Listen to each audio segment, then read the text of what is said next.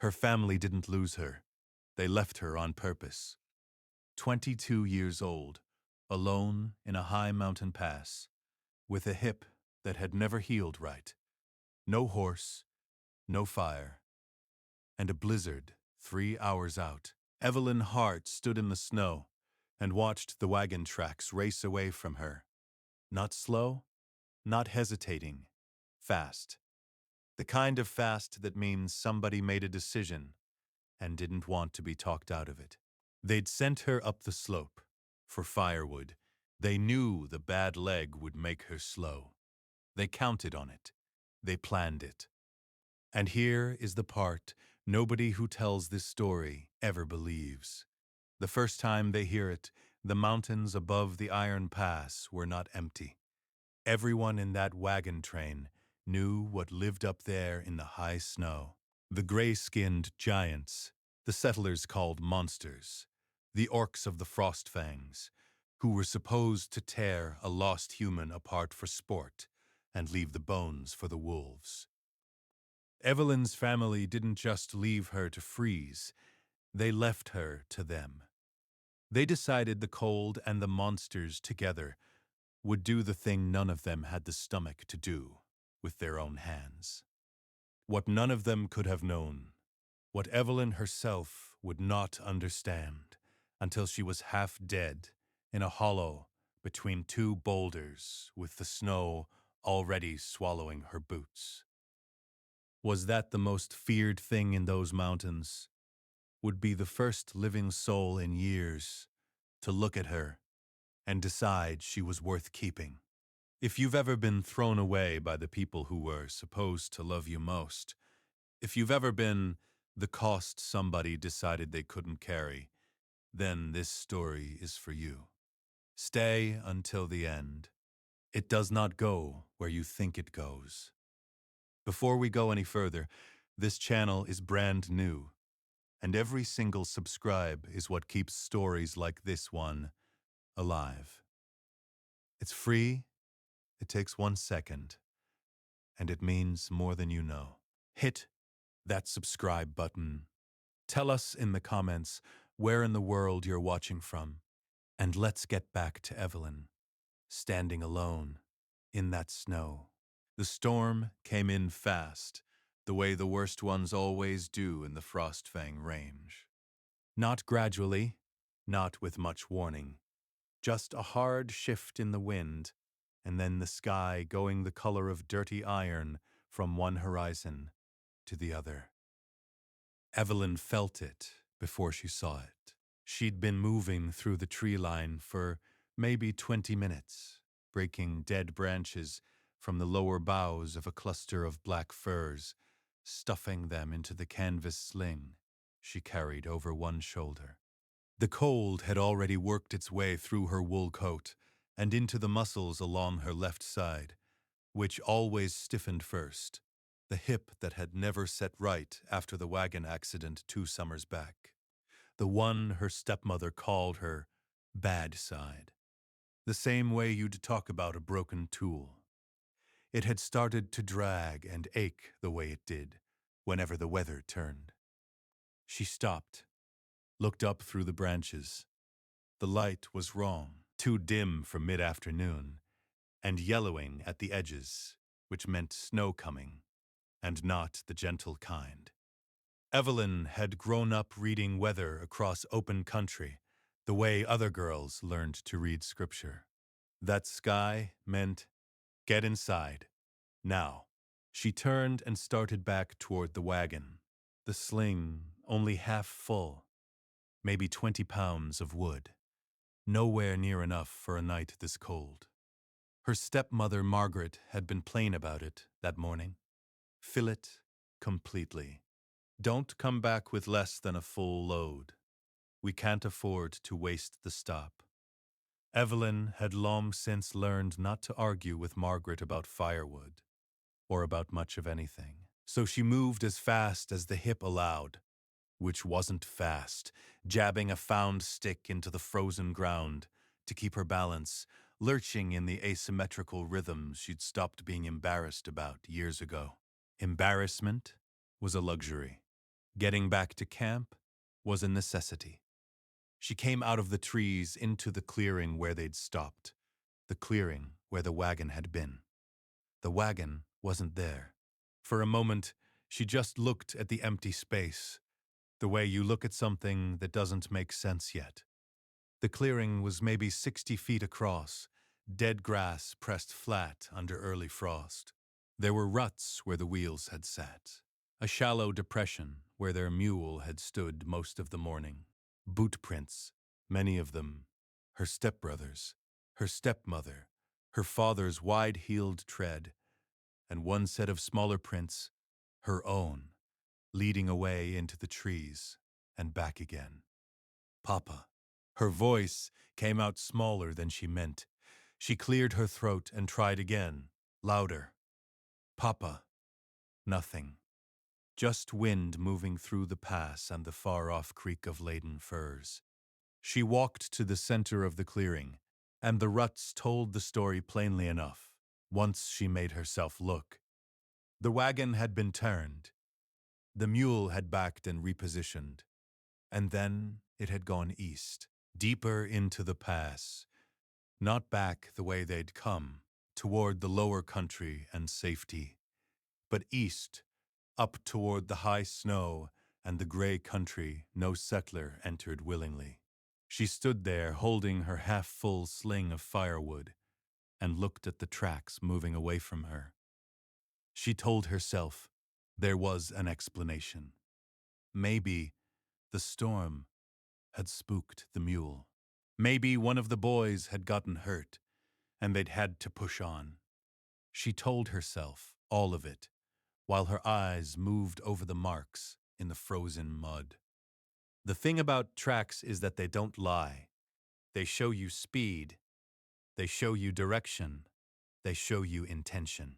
And these tracks, her family's tracks, her father's wagon, everything she owned in the world, moved away from her at a pace that wasn't panicked, wasn't a spooked animal. The wheel furrows were deep and even. The mule's gait was controlled. They had walked away from her deliberately, at a measured pace, into the one direction every guide on the train had warned them never to enter. Evelyn sat down in the snow. She didn't cry, not yet. She sat on the frozen ground in the middle of that empty clearing and looked at the tracks leading east. And for a long time, she didn't do anything at all. The first fat flakes began to come down. She thought about her father. Caleb Hart was not a cruel man. She'd always told herself that. Weak, maybe. The kind of man who went quiet when Margaret spoke, because going along was easier than fighting. But he'd loved Evelyn. He'd held her hand when her mother died, told her she was the image of her mother, and that he was grateful she was his. She looked at the tracks, and she thought about the night 3 weeks back when she'd heard them talking by the fire, half asleep in the back of the wagon, their voices carrying on the still air. The girl can't make it through Orc country, Caleb, not with that leg.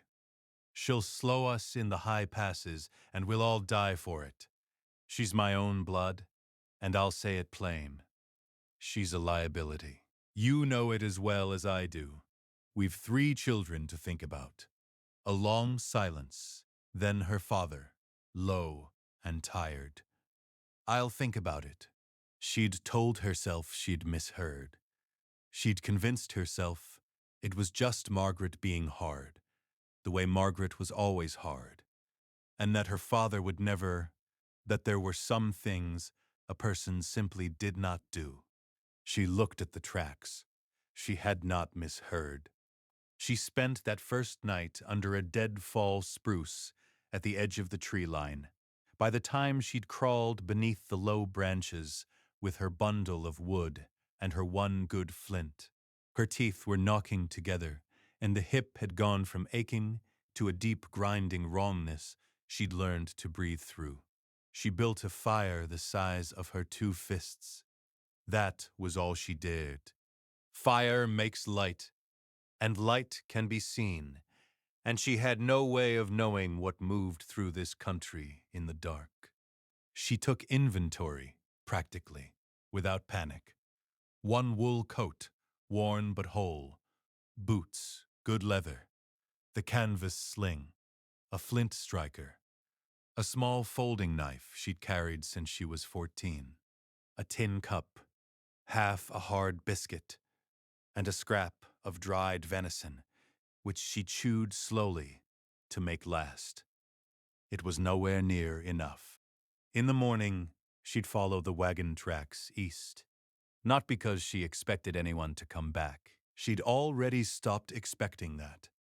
But east was the way through the pass, and at the far end there might be a settlement. There might be trappers. There might be someone. Or there might be the gray country and the things that lived in it.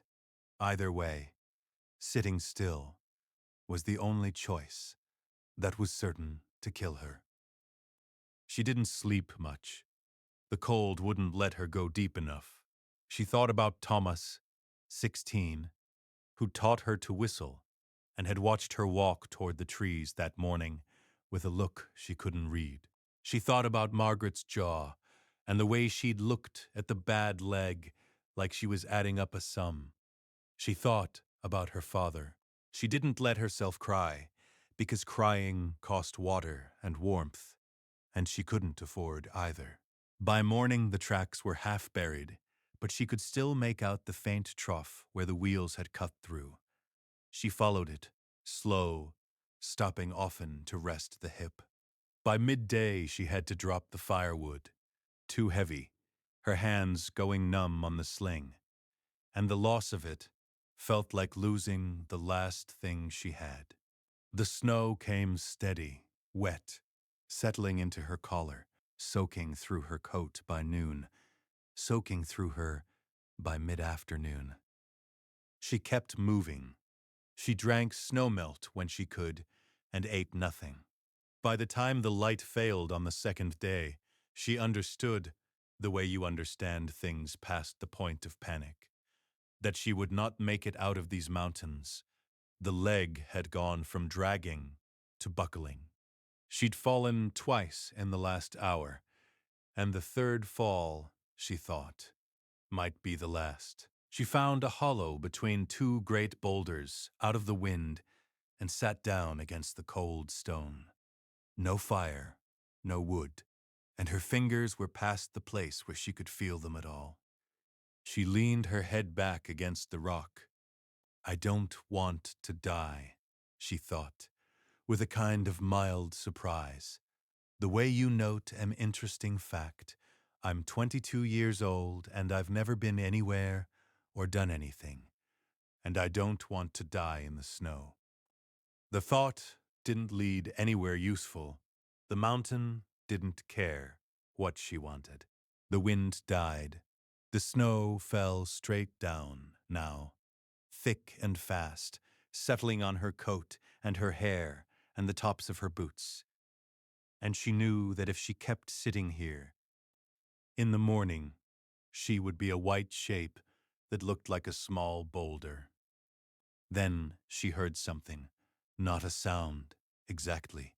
A change in the quality of the silence, the absence of something, that made her aware her immediate world had shifted.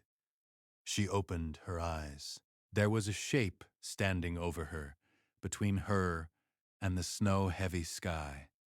She'd heard no footsteps, which meant the snow had grown deep enough to muffle them, which meant she'd been sitting here longer than she'd thought. The shape resolved itself slowly, and her breath went out of her, because it was not a man. He was enormous, easily 7 feet, wide across the shoulders, in a way that wasn't bulk so much as architecture, the frame of something built to move weight that would crush a human. His skin in the failing light was the slate gray of weathered stone. The lower jaw carried a pair of blunt tusks, not long, but unmistakable. catching what little light there was. He wore a heavy coat of pieced fur, made and not bought, and a long knife at his hip, and an axe across his back. And his eyes, pale, almost silver, moved over her with the flat, patient attention of something deciding what she was. An orc. The thing every guide had warned them about. The thing her family had pointed her toward. Evelyn looked at it. It looked back at her. And she was too frozen, too far gone, to feel afraid the way she ought to. Some distant part of her thought, so this is how it ends. The cold my family chose, finished by the monster they aimed me at. The orc crouched, slow, the way you'd crouch near something that might bolt, except she could not have bolted to save her life. His voice, when it came, was low, with a roughness to it like gravel underfoot, and the words with a settler tongue, spoken with a heavy, careful accent. You alive? Yes. The word came out thick and strange. Her lips weren't working right. You alone? Yes. He was quiet a moment. He looked up and around, at the trees, at the falling snow, at the dark coming down. Whatever he was weighing, he reached the end of it. Can you walk? She tried to move her legs. The hip seized, and a sharp, involuntary sound came out of her.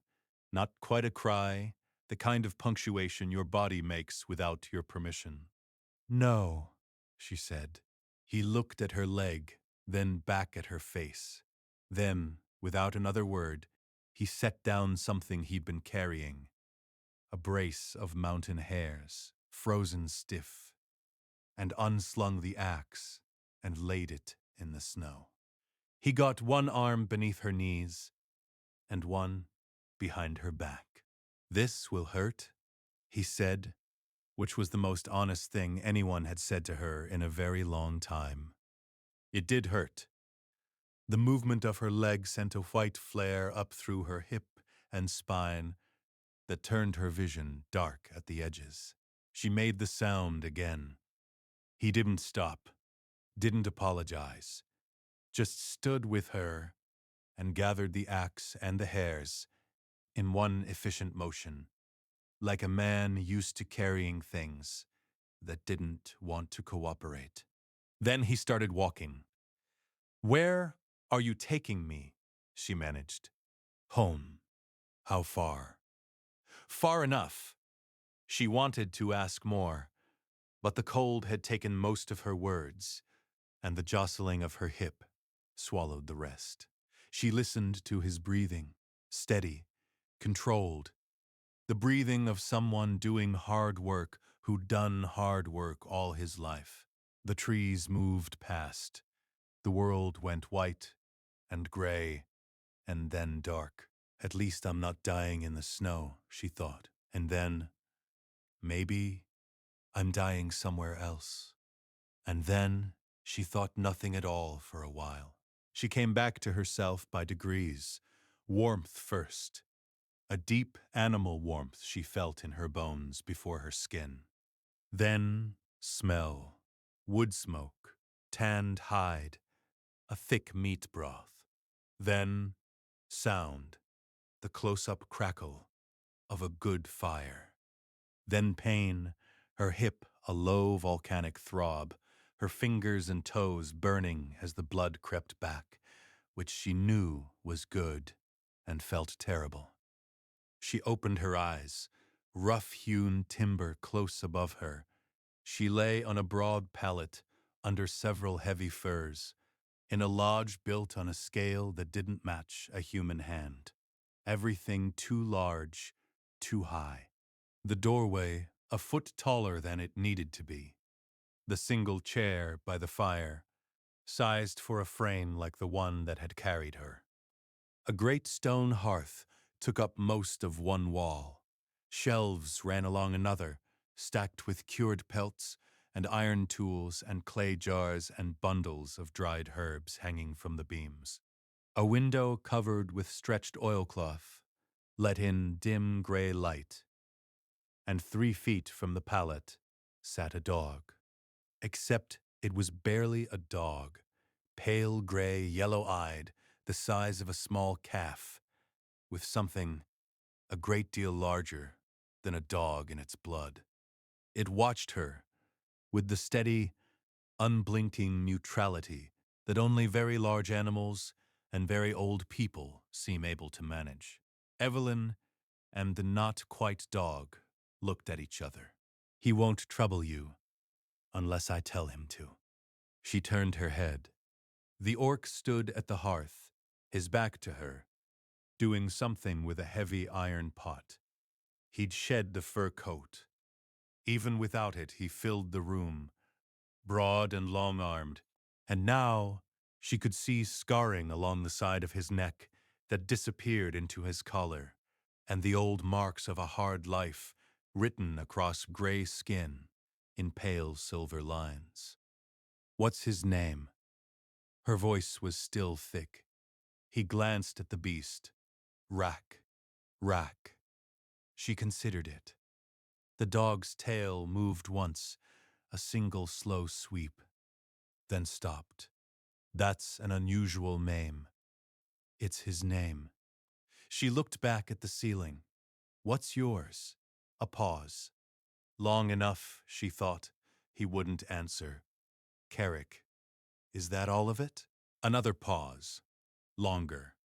When it came, the rest landed with a strange weight, like a thing he hadn't said aloud in years. "Carrick, of the Vorketh. They used to call me the Grey King." He said used to, the way you'd touch an old wound to see if it still ached. "My name is Evelyn Hart." He carried over a wooden cup and held it out. Broth, dark and faintly salted. More function than flavor. She tried to sit, and her hip informed her that sitting was not a casual act. He watched her struggle without offering help. When she'd propped herself against the wall, he held the cup out again. "Slow," he said. She took it in both clumsy hands. The broth was thin and salty, and the most welcome thing she'd tasted in as long as she could remember. "Thank you," she said. He'd already turned back to the fire. She slept again. When she woke, the light through the oilcloth was brighter. Morning, which meant she'd lost most of a day. Rack had moved nearer the door. Carrick sat at the great table, working a length of sinew with a small iron tool, his hands moving with the economy of a man who'd done the same task 10,000 times. She watched him a while. He was older than she'd first thought. The gray threaded with silver, the face weathered and unreadable in the way of those who'd spent long years alone. There was more scarring than she'd seen in the dark. A seam through one heavy brow, a nose set slightly off true, a long mark vanishing behind his left ear. "How long was I out?" He didn't look up. "Part of yesterday. All last night." She needed to relieve herself and said so. Sideways. He set down the tool and rose. "Door's there, far end of the porch. I'll walk you." "I can manage. You can't." He said it without cruelty, flat, the way you'd state a fact about weather. "You'll fall on the steps." She wanted to argue. The hip's first movement argued for him. He helped her with the brusque efficiency of someone who'd tended injured animals and found the process tedious but necessary. Gave her privacy, helped her back, and said nothing about any of it, which she was grateful for, because there was nothing less dignified than needing help to exist, and she had very little dignity left to protect.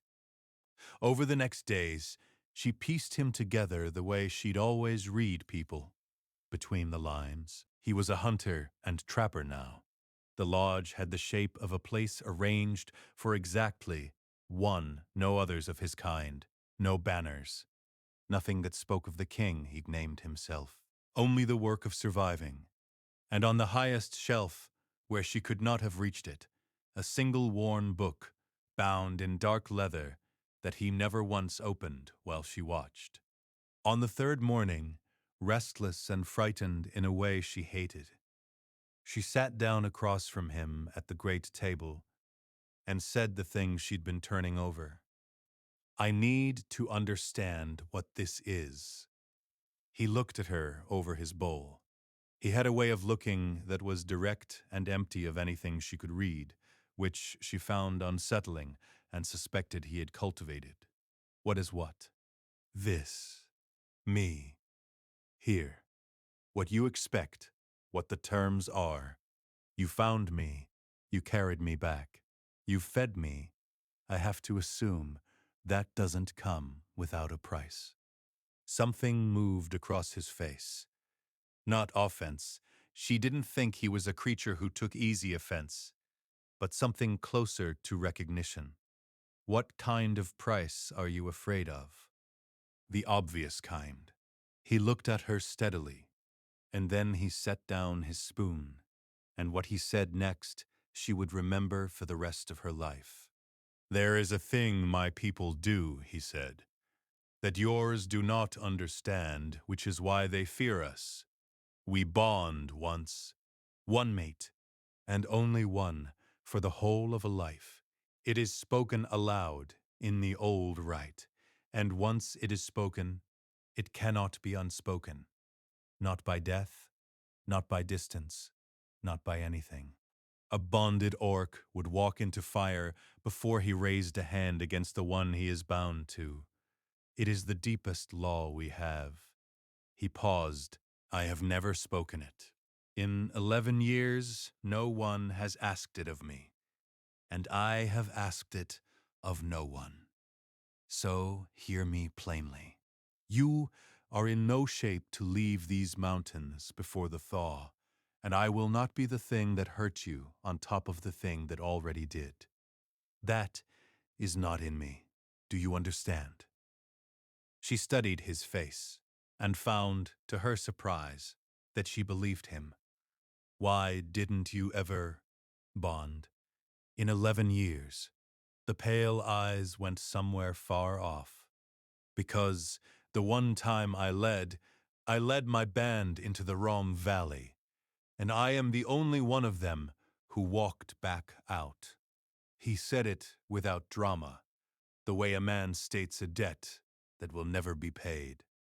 A war chief who will not take a mate, who will not breed an heir, who will not lead, that is a broken thing to my people. So I left before they could call me one. 11 years now, I have been the king of nothing but this hill, and that dog. He picked the spoon back up. "I'm telling you, so you stop watching the door like I'm going to come through it in the night. I'm not." It was, by a great distance, the most he had said at once. She let it sit between them. "All right," she said at last.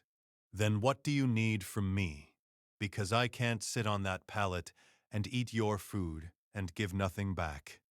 I won't do it." He considered her. "Can you cook?" "Yes." "Can you mend?" "Yes." "Can you stay out of my way when I'm working?" "That depends on how much room you need." The corner of his mouth moved. It wasn't quite a smile. It was the facial equivalent of a man making a note. "Then that's the bargain," he said. "You cook and mend and keep the fire. I hunt and run the lines and keep the lodge standing. And when the thaw comes, I go." He nodded once. "When the thaw comes, you go." She went back to eating. After a while she said, not having planned to, the words coming out the way things do when they've been held too long, "My family left me. 3 weeks ago. They sent me up for firewood, and they drove the wagon east into your country while I was gone. My father, my stepmother, my 2 brothers, they didn't panic, and they weren't run off. I read the tracks. They turned the wagon, and they left at a walking pace. They chose it. Carrick didn't say anything. He also didn't look away, which she found she appreciated. People usually looked away. I'm telling you, so you know I won't do anything foolish, like try to go after them. I needed to say it to someone. I hadn't said it out loud yet. He was quiet, a long moment. Then he said, "Eat something. There's more in the pot. You haven't had enough today." It wasn't sympathy exactly. It was something more basic than sympathy. Something that meant you are alive, and that has to keep going. And to her mild surprise, it was enough. She got up and got more from the pot. Her hip held. She sat back down and ate. Outside, the storm had found them again, throwing snow against the oilcloth and making the fire lean in the hearth. But inside, the fire held. The lodge was rough and too large for her, and smelled of hide and smoke and the great gray dog. She ate. She was alive, for now, that was the whole of it. That night, when she was meant to be asleep, she watched through her lashes as Carrick took the dark leather book down from the high shelf, opened it on the table, and wrote in it, by the low orange light of the coals, for a long time, in a slow, careful hand, his tusked face bent close to the page. She did not know yet what was in it. She did not know that the first thing he had written that night, in the blunt war tongue of his people, was a single line that years later, when she finally read it, would take the breath out of her. But that comes later. For now, she only watched the King of Nothing write his secrets by firelight. And she slept, and the mountain held them both. The first full week in the lodge nearly broke her in a different way than the cold had. Physical survival had its own logic. Keep warm, keep fed, keep moving. That she understood. What she hadn't reckoned on was the particular difficulty of sharing close quarters with someone who communicated almost entirely through silence and expected you to work out the rest on your own. Carrick did not explain himself. He did not explain his routines, his moods, or his reasons for doing things in precisely the order he did them. He simply did them at the same times every day, and if you were in the way, you learned quickly not to be. He woke before light. She knew because she'd surfaced to the sound of the fire being stoked and the soft click of Rack's claws on the floorboards as the great gray dog followed him to the door. By the time the gray came through the oilcloth, Carrick was gone, up into the high country to run his lines. He returned by mid-afternoon, earlier when the weather turned, and spent the remaining light working in the lodge or on the broad porch, repairing traps, scraping hides, doing the 1,000 quiet tasks a remote home demanded. He ate twice a day. He spoke rarely. He moved through the lodge like someone who'd been alone so long he'd stopped imagining he might need to make room for anybody. Evelyn watched all of it and, carefully, began to make herself useful. The first morning she could stand at the hearth for any length of time, she made a proper meal. Not much. There wasn't much to work with.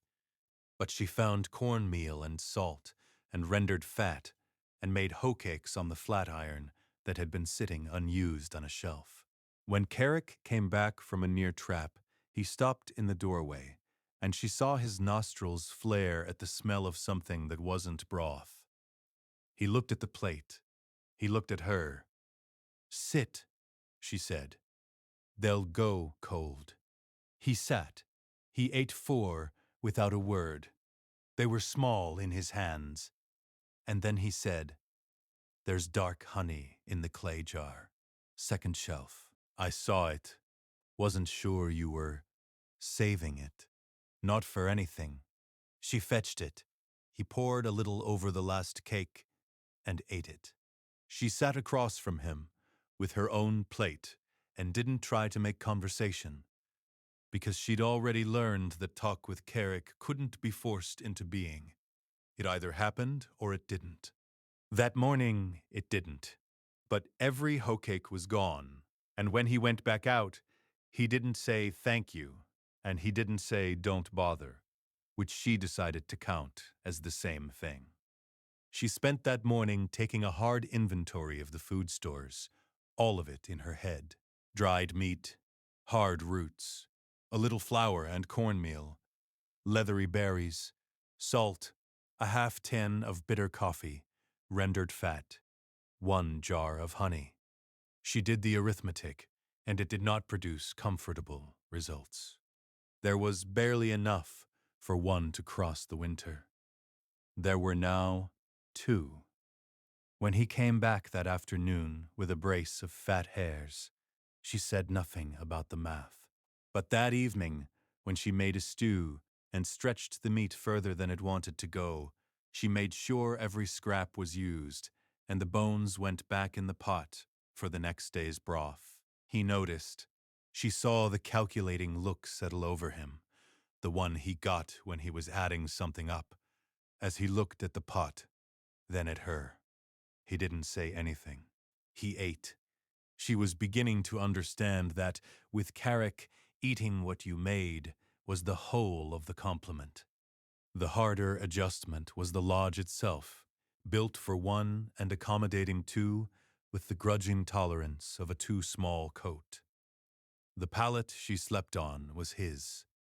She'd seen him make a bedroll on the floor without comment, said he should take it back, and been told he slept better on the floor, which was probably untrue, and not an argument she could win.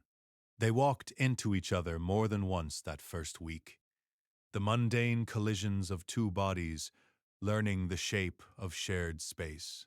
Once the door caught the wind, and the surprise sent her spinning, and the bad hip gave its opinion, and she went down on one knee, with a sound she hated. He was there before she finished going down, one massive hand around her arm, taking her weight, then letting go and stepping back fast, as though touching her was something he'd done on instinct and wasn't sure of.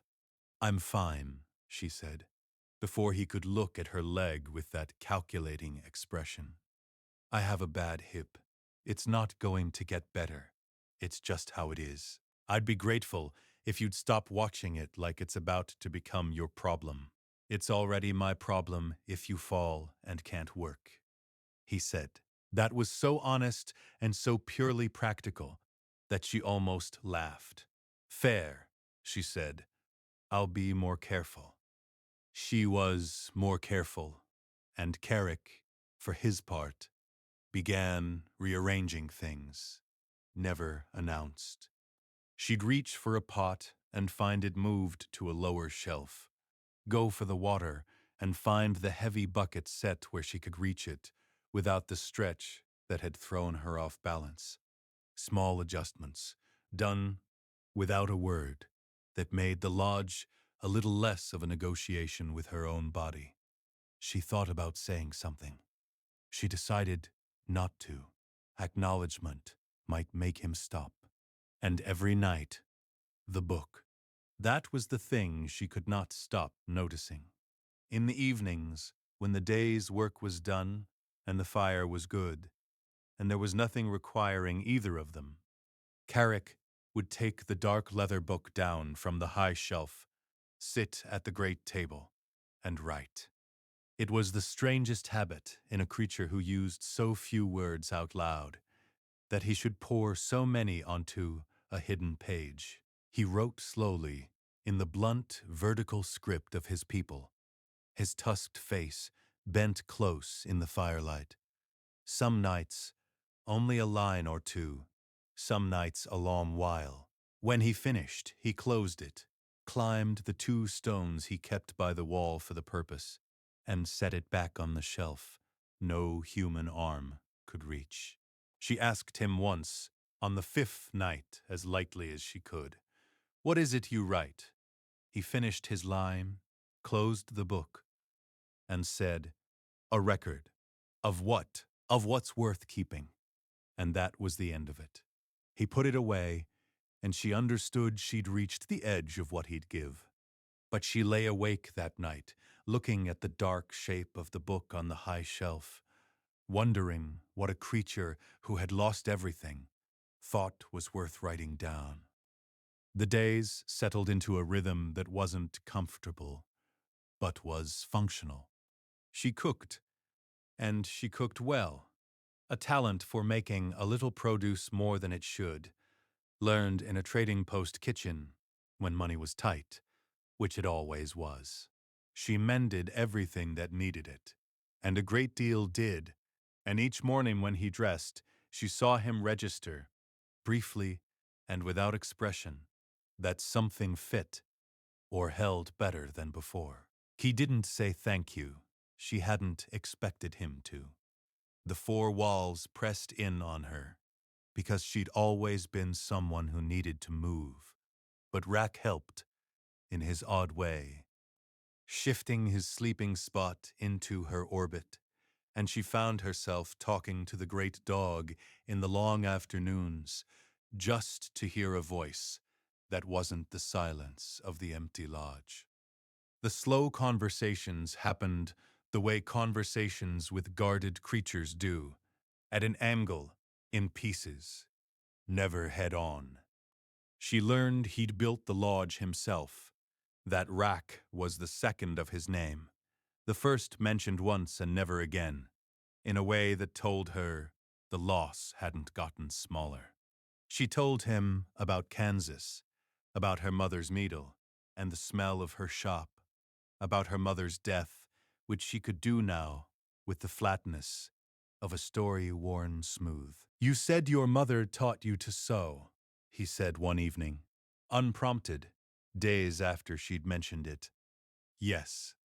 "How old?" "5, maybe 4. First useful thing she gave me." She paused, remembering. She used to say, "The difference between a woman who sews and a woman who only makes stitches is whether she understands what the cloth wants to do, the grain of it, the way it pulls one way and not the other. You work with it instead of fighting it." Carrick was quiet a moment. "That is how the trap works," he said. "You learn what the animal wants to do, where it wants to walk. Then you put the iron there." She looked at him. "I never thought of it that way." "Most things are the same thing," he said, "once you get down under them." It wasn't profound, exactly, but she turned it over for the rest of the night. If this story has its hooks in you by now, do me a favor. Take 1 second, hit subscribe, leave a like. And tell us in the comments how many entries you think Carrick has already written about her in that book on the high shelf. There's a lot more where this came from, right here on Orc Girl and Human. The morning Carrick didn't come back on time. She didn't worry at first. She'd learned the variability of the lines. But the sky had been wrong all day. That low, iron gray, that wasn't ordinary cloud, but something with weight behind it. And the wind had been building since noon, out of the northwest, the direction he'd told her once the worst storms came from. By the time the light started to go, the storm had arrived in earnest, hitting the lodge in gusts that made the walls groan and driving the snow sideways. Rack had been at the door for the last hour, which he only did when he was waiting for Carrick. Evelyn fed the fire and tried not to calculate how long even an orc could last out there in wind like that. She tried not to think that she didn't know exactly where the lines ran. She tried not to think about what came after. If something happened to him, because the steps after that were very short and very bad. So she kept herself busy with the practical. Wood in from the porch, the bread off the hot stone, the fire banked just so, the careful, deliberate work of someone keeping herself useful, so she doesn't fall into panic. 2 hours past dark. Rack's head came up. She was on her feet before she'd consciously decided to move. She heard it a moment after the dog did. A pattern in the wind that was wrong, irregular, the way human and living movement is irregular.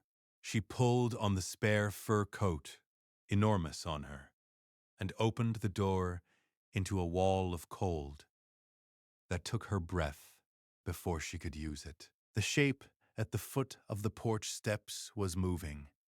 The first important thing. It was upright, mostly. The second.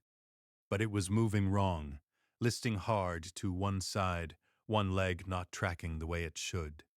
And when the wind shifted, she could see his face was wrong too, tight with something that went past cold into pain. Carrick. She was down the steps before she remembered the ice on them, getting under his arm. He was heavy, far heavier than even he looked, and putting almost nothing on his right leg. What happened? Inside, he said, rough but controlled. Get inside. She took as much of his weight as she could, which was not as much as she wanted. Her hip, filing a sharp complaint she shelved for later, and they went up the steps with him on the rail, and her under his arm. They made it through the door. She kicked it shut. In the firelight she could see him properly for the first time, and his right leg below the knee was dark. Not wet dark from snow. Dark, dark. Sit down. It's not. Sit down, Carrick.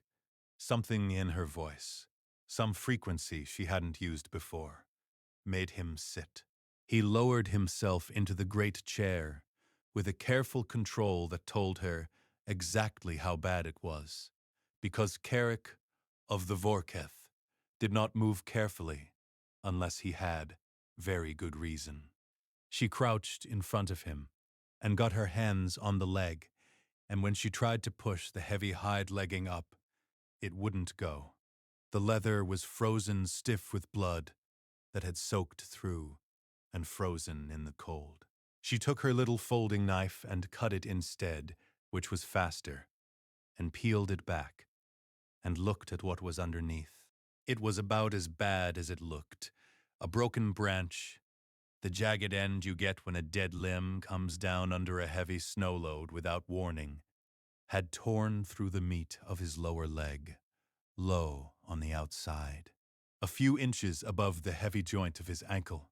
The wound was ugly and irregular, 4 inches long, shallow at the skidded edges, and deep where the point had gone in. It had bled a great deal.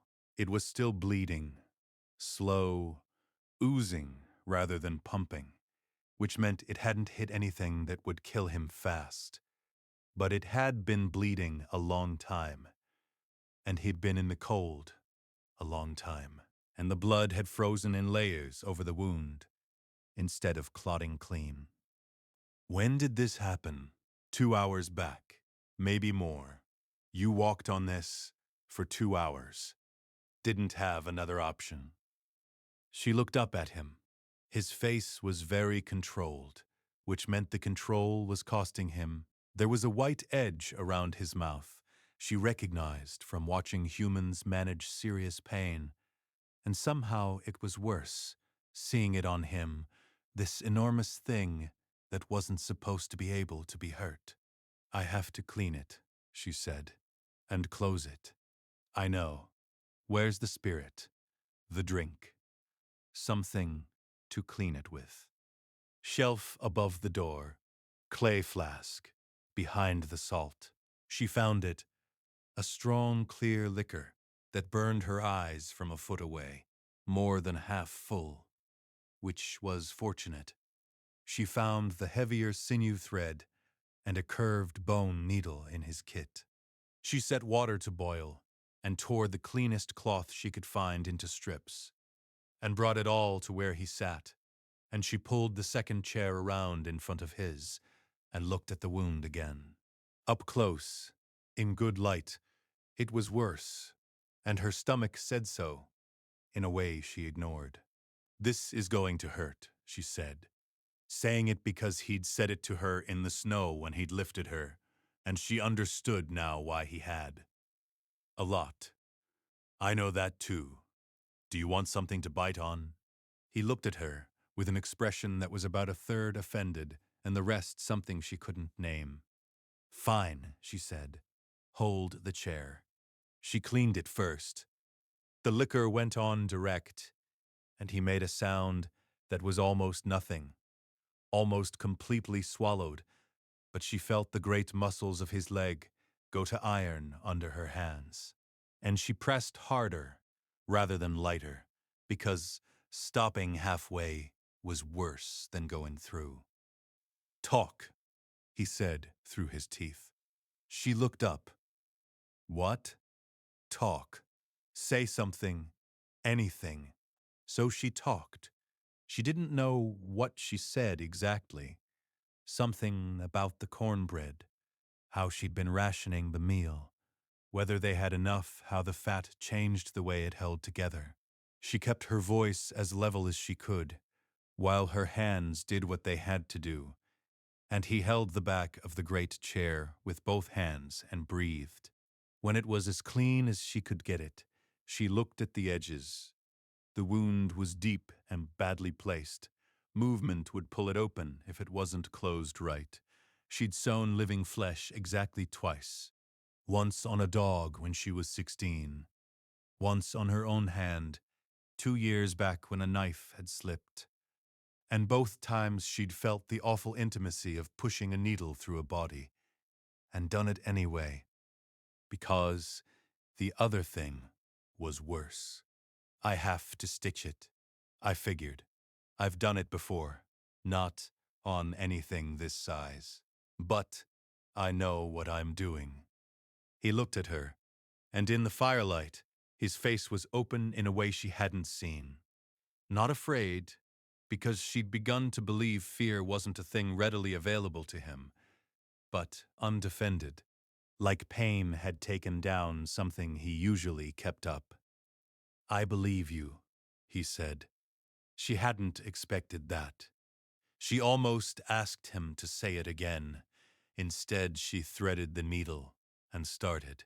She worked methodically, the way her mother had taught her to work difficult cloth, not thinking too far ahead, just the next stitch, and the next, and the one after that, pulling the ugly edges together as clean as the wound's irregular shape would allow. He didn't make a sound. He breathed. She could feel him breathe in the slight rise and fall of the leg under her hands. Now and then he tightened on the chair back, and the thick wood creaked under the force of it, and she'd feel the muscle cord up beneath her fingers and wait a beat, and then go on.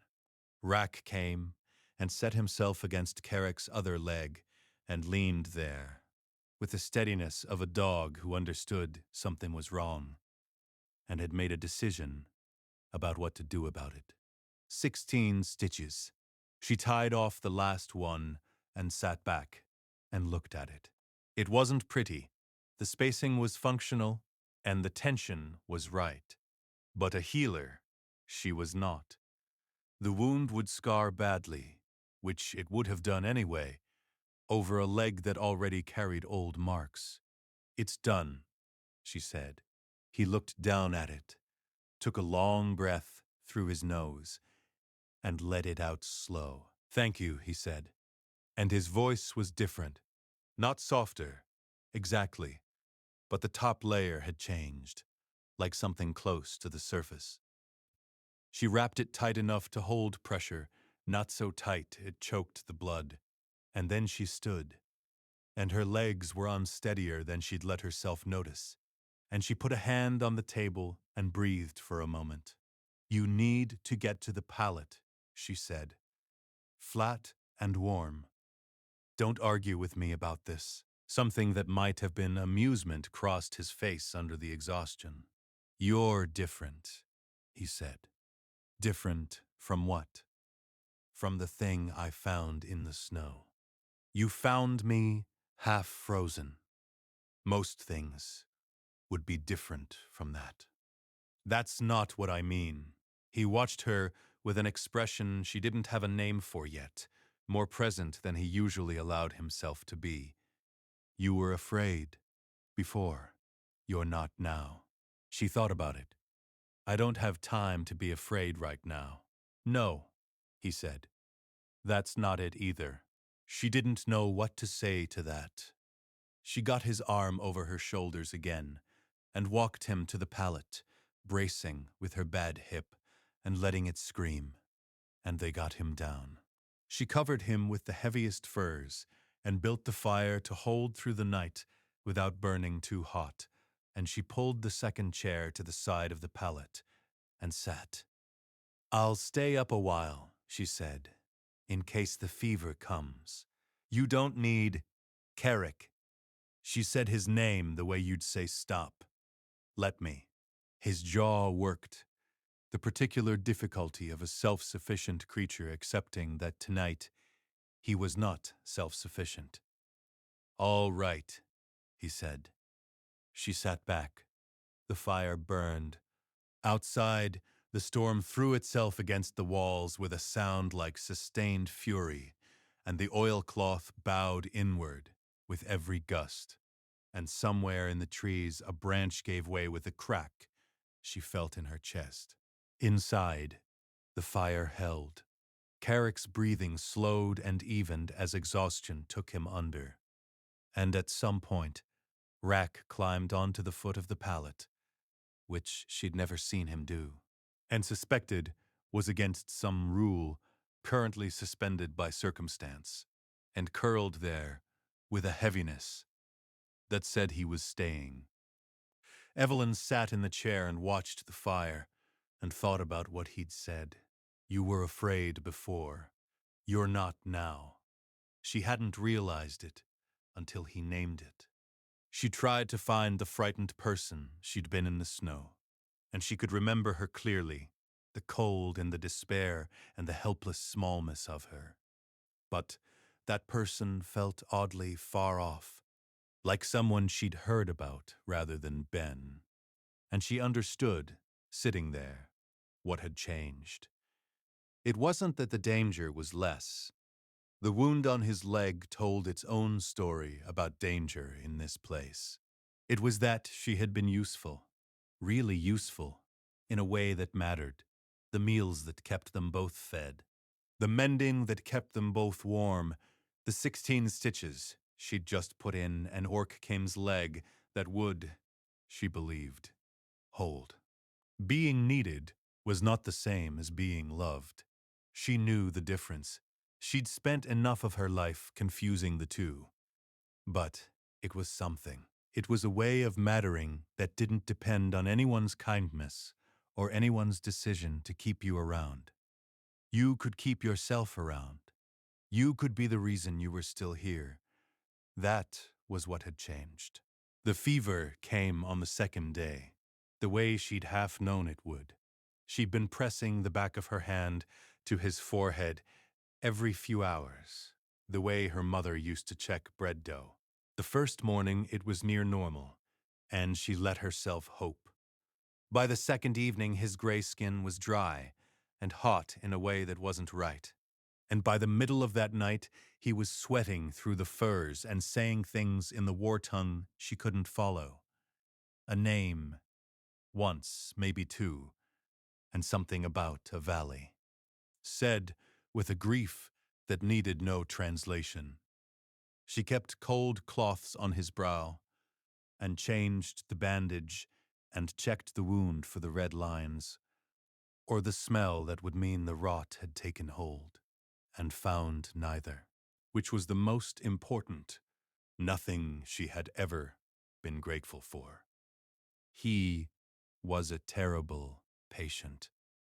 On the second day, half conscious, he tried to rise to check a set on the north line, and she put a hand flat on his chest, like holding back a wall, and said no. And to her surprise, it worked. "The traps will keep," she said. "The animals won't," he said. "Then they won't." She held water to his mouth, and he drank it under protest, wanting that known. "You're stubborn," he said. "Learned it from somebody," she said. The fever broke on the third day, suddenly and messily, with a night of heavy sweating that soaked everything and left him pale and wrung out and clear-eyed for the first time since the branch took him down. She changed the bedding and the bandage and made the last of the dried venison into a thin broth, and he drank all of it. And then he asked the question she'd been dreading. "How much meat is left?" She didn't lie to him.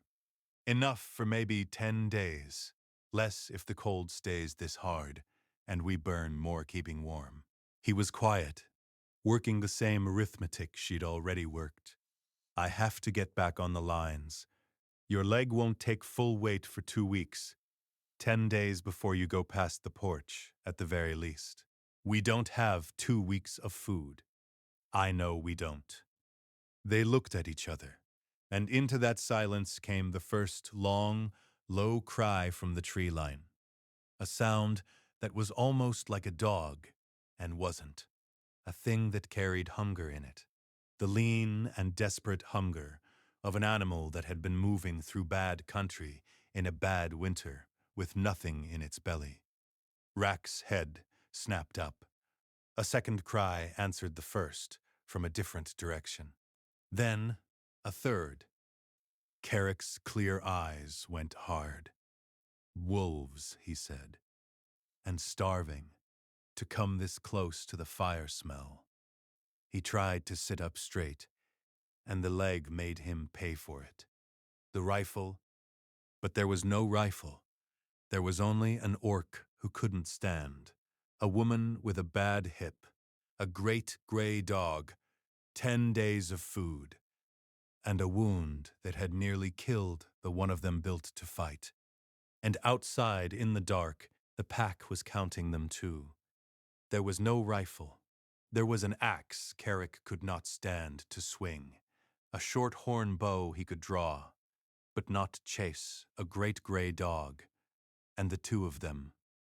"Build the fire up," Carrick said, "high as it will go. They hate light and they hate smoke, and open the shutter 2 hands' width. I need to see the clearing." She did both, the cold pouring in through the gap, while the fire roared at her back, and the wolves came to the edge of the trees and stopped, gray and gaunt. 5 of them that she could count, and likely more she couldn't. The lead one paced the tree line with the calm, measuring patience of something that had already decided.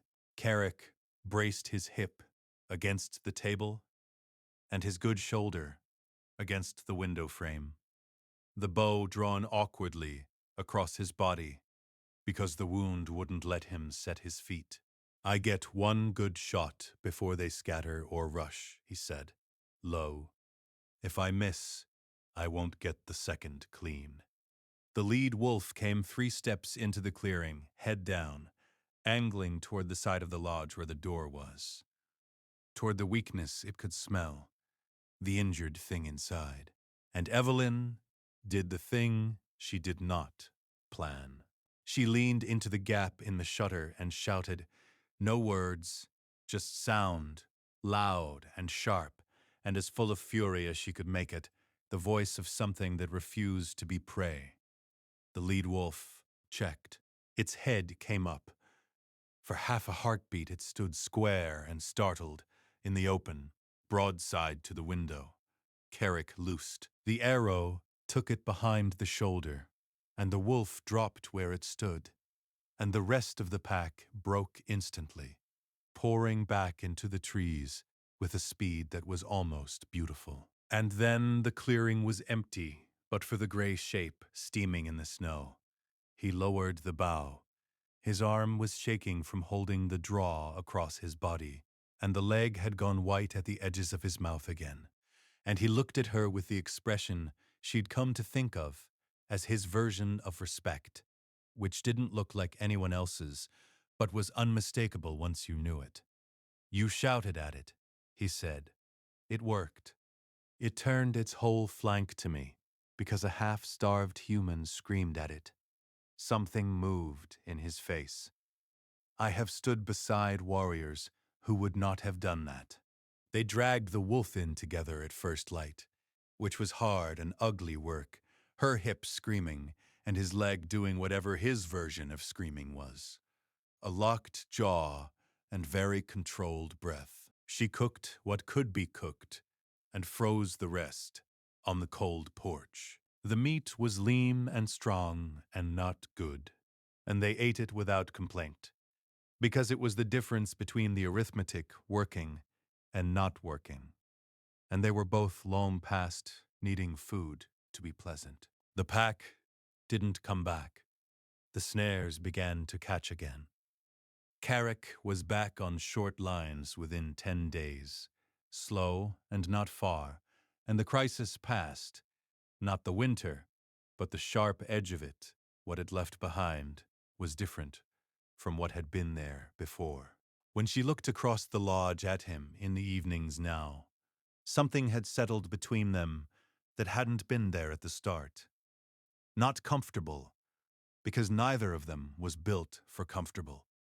Solid, the way a good stitch is solid. Not pretty. Holding. Spring did not arrive the way people who'd never wintered in the high country imagined it. It came in arguments, a warm afternoon, then 2 days of hard freeze, a week of melt that turned the snow to slush, then a night that froze the slush to a sheet of lethal ice on the porch steps. It came in the sound of water moving under the snowpack, before any water showed. It came in the creek, reappearing first as dark seams at the edge of the ice, and then as a proper running thing, cold and loud with melt. And it came, one gray morning, in the thaw, in a thing Evelyn had not braced for. Rack heard them first. The great dog went rigid at the door, then loosed a sound she'd never heard from him. Not the alarm of a wolf at the tree line, but something deeper, almost mournful. The sound a dog makes when something out of an old life walks back into the new one.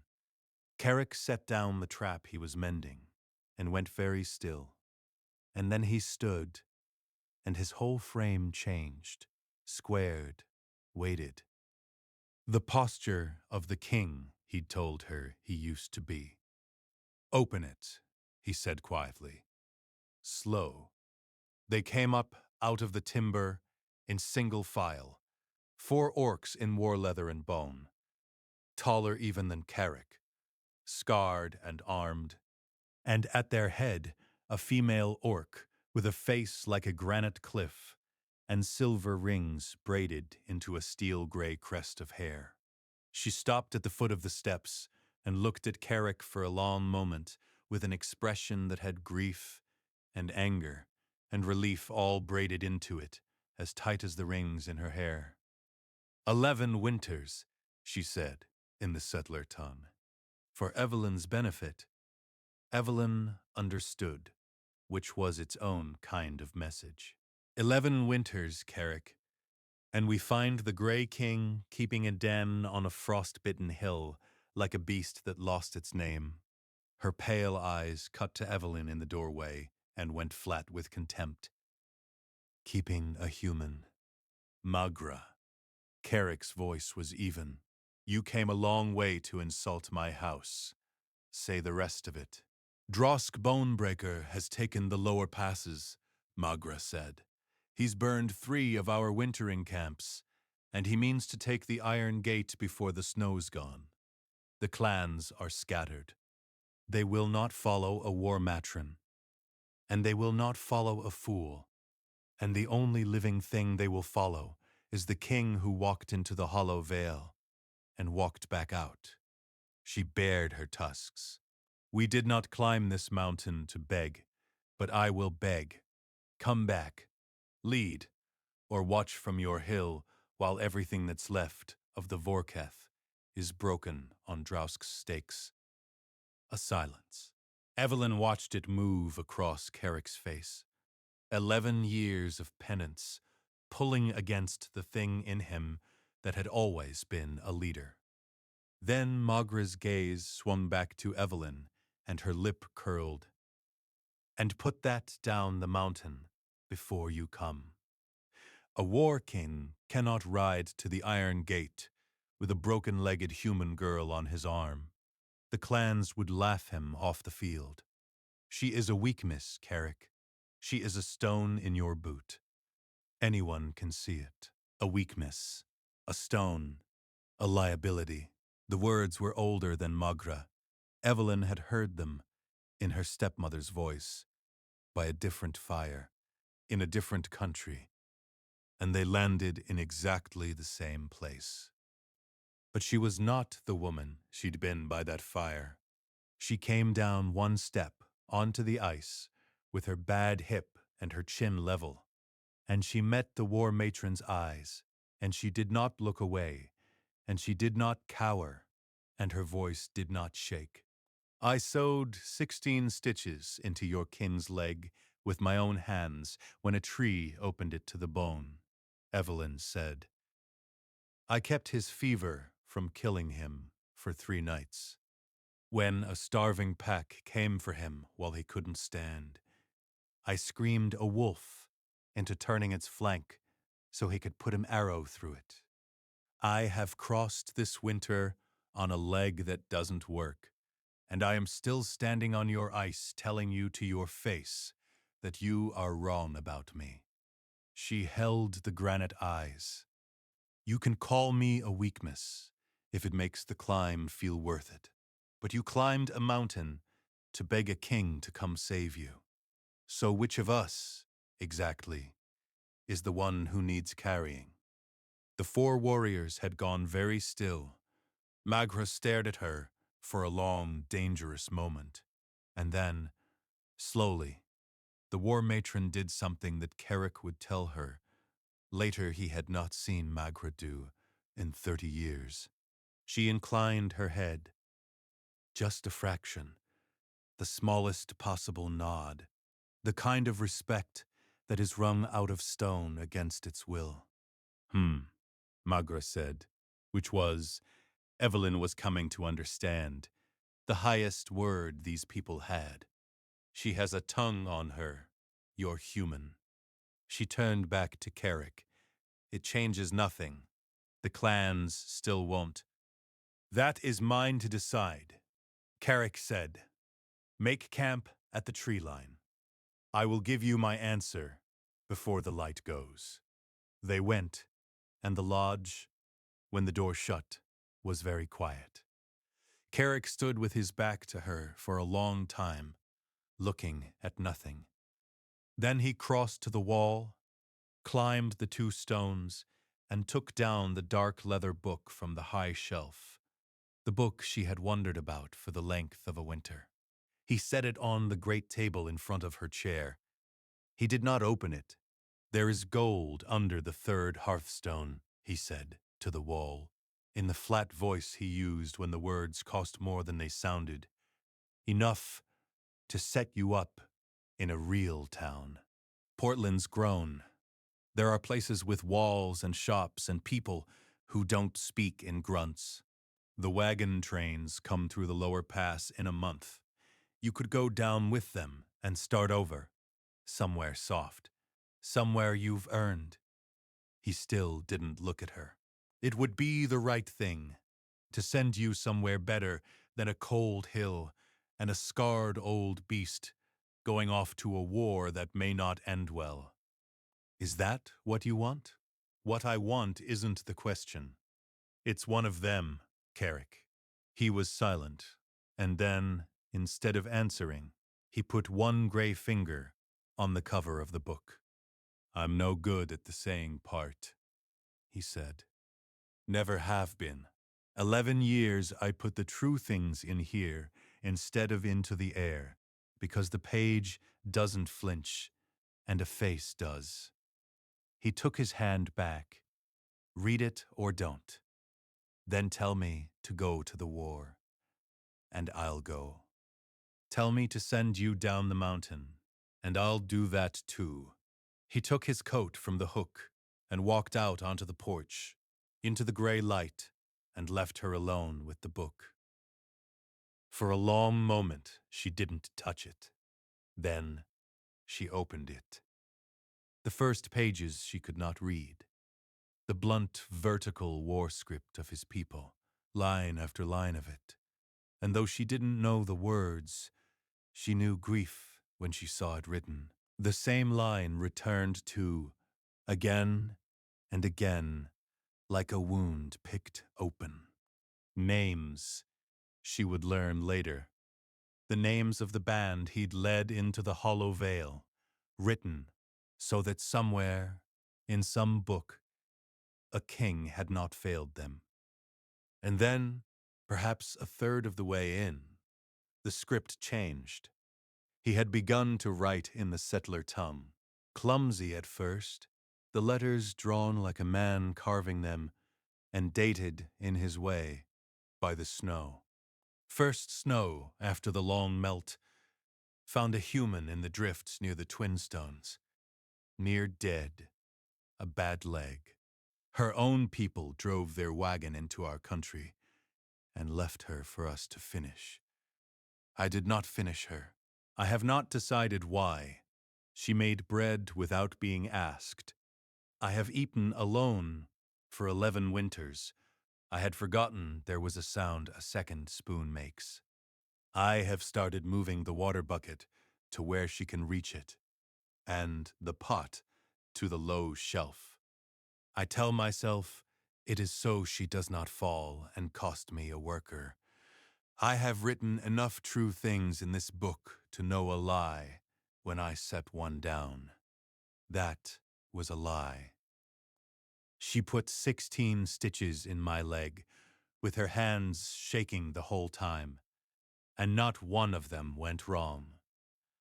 I have led warriors who obeyed me less than her hands obeyed her. She screamed at a starving wolf, and it turned for her. 11 years I have called myself the king of nothing. Tonight, I think I was wrong about the nothing. And then, the last entry, the ink barely dry, written that very morning. The thaw is coming, and the right thing is to send her down to her own kind, with gold enough to forget this mountain. I have written many hard things on these pages. I find I cannot write that I want her to go, because it would not be true, and I swore on the first page I would never put a lie where the names are. Evelyn closed the book. Her hands were not steady. She sat with it a moment, in the quiet lodge, with the fire ticking and the great dog watching her. And then she stood up and walked out onto the porch. If you're still with us this far in, then you're part of this story now, and we're glad you're here. Hit subscribe, drop a like, and tell us down in the comments which journal entry hit you the hardest. Orc Girl and Human were the ones the world threw away. Find out exactly what they're made of. He was standing at the porch rail, looking down at the dark line where his old clan had made their fire. He didn't turn when she came out. I read it, she said. Then you know. No. She came and stood beside him, the book held against her chest. I know what you wrote. I want to hear you say it, because I have spent my whole life around people who told me what they needed mattered more than what I needed, who looked at my bad leg and ran their numbers and decided what I was worth without once asking me.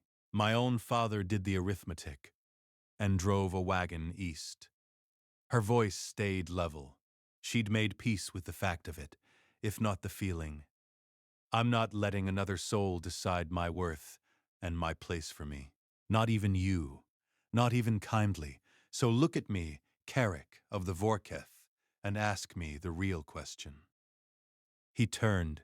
The pale eyes came down to her, and whatever he kept behind that flat, unreadable face, he let it go, all at once. Stay, he said.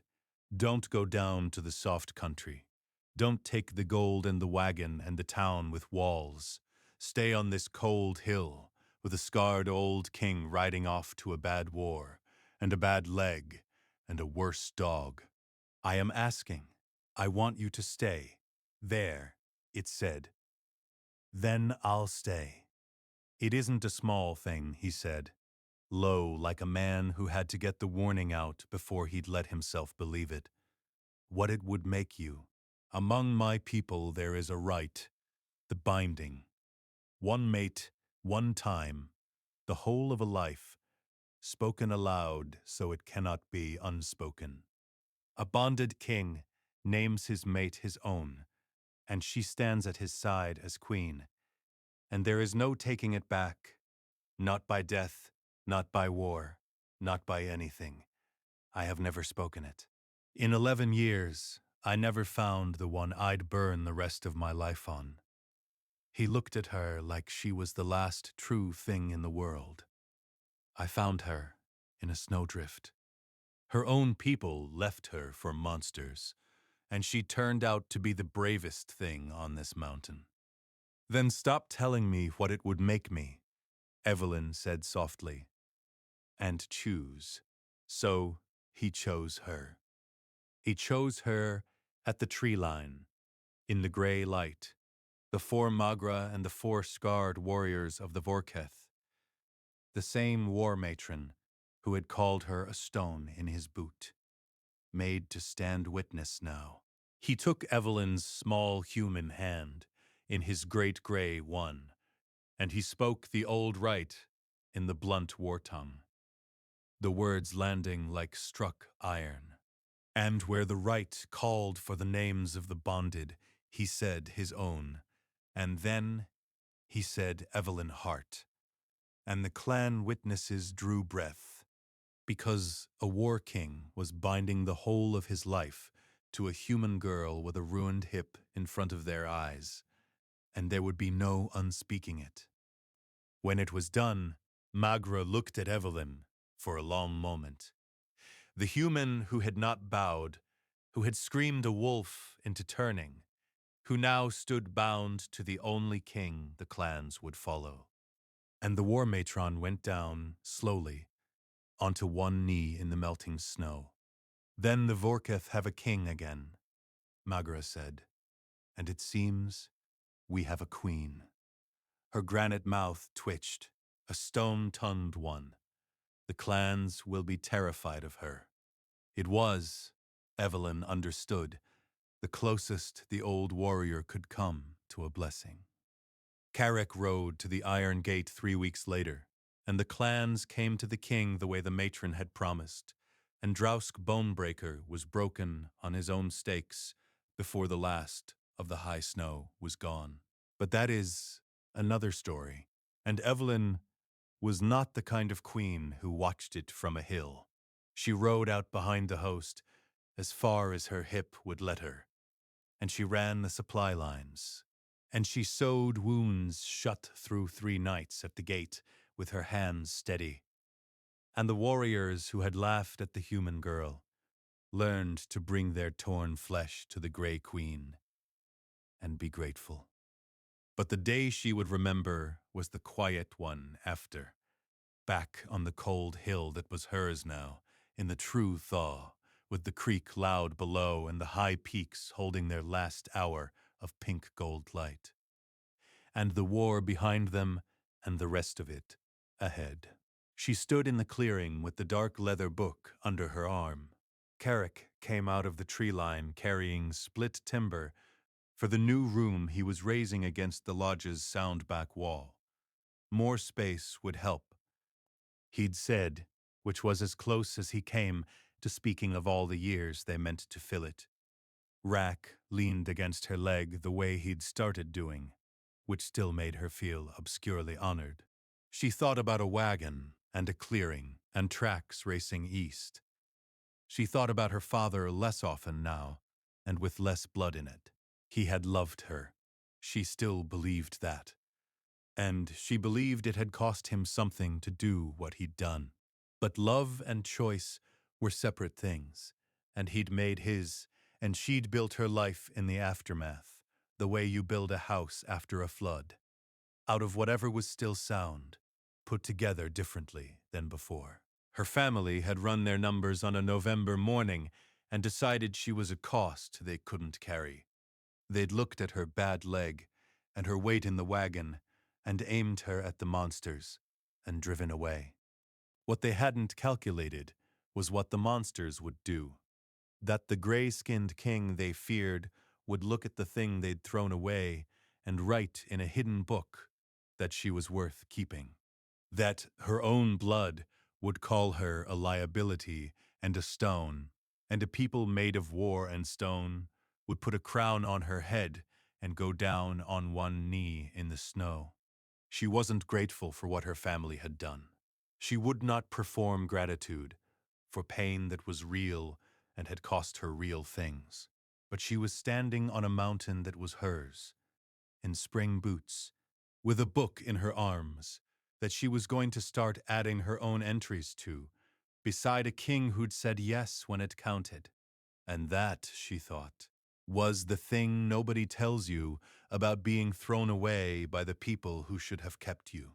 Sometimes, being discarded is the thing that finally teaches you what you're made of. You find out you can stitch a wound with shaking hands and not miss. You find out you can scream a wolf into turning. You find out you can stand on the ice in front of an army and refuse to be small. Being thrown away doesn't define you. What you build after it does. Carrick set the timber down and looked back at her, the way he sometimes looked at things he was trying to understand, fully, not impatiently. "Coming in?" he said. "In a minute."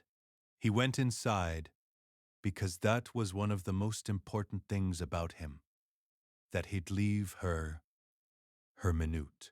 She stood in the clearing and let the cold and the loud creak and the gold light on the peaks be everything they were. Then she opened the book to its first blank page, and under all his hard, true things, in her own steady hand, she began to write what came next. There was a great deal on the page already, and a great deal still to come. She was looking forward to all of it. The end.